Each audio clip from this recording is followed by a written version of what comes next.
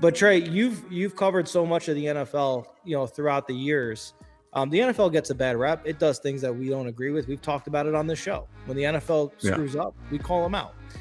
But do you agree that this was an instance where the NFL should get some credit for having these plans in place and making sure everyone was prepared to execute them? Yes. I mean, if this wasn't there, we might not be having the conversation we're having today.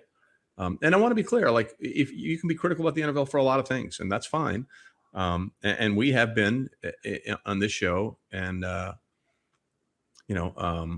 but we can have discussions going forward about what happens, the long-term care for Damar, because you have to play a few years before you even think about getting vested and health insurance and retirement benefits and all that kind of stuff. And so I'm going to turn off these comments here because it's just whatever. But I think the NFL had protocols in place because they know how dangerous the game can be. And to your point about Dr. Ellis, making sure that these things are implemented, because that Danish Erickson is his name. He's alive because of the protocols they had, and Damar is alive because of the protocols that the NFL had in place. Now, the whole 5-minute thing, to me, that sounds like a mix-up of communications.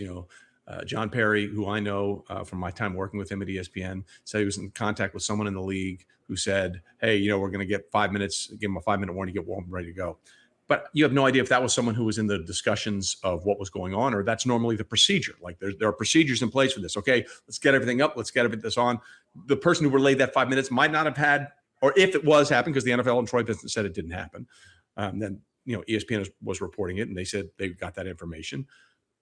To me, that can be a procedural snafu as much as anything else. And we can look for a giant, big conspiracy thing about it, and you're welcome to do that if you want. I'm not going to do that. You're not going to do that. We're not going to waste our time with it on this show. But I think, to me, that's more of a in the moment. I mean, in the moment, a lot of things happen. Like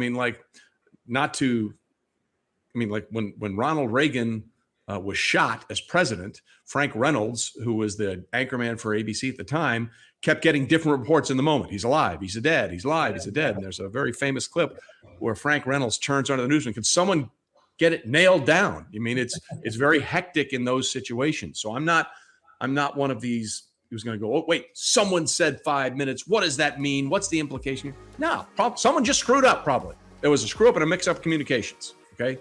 Sometimes it's just that simple. Yeah. And what really matters, where they didn't screw up, was in these plans and protocols, right? Yeah. And where it mattered, it was there.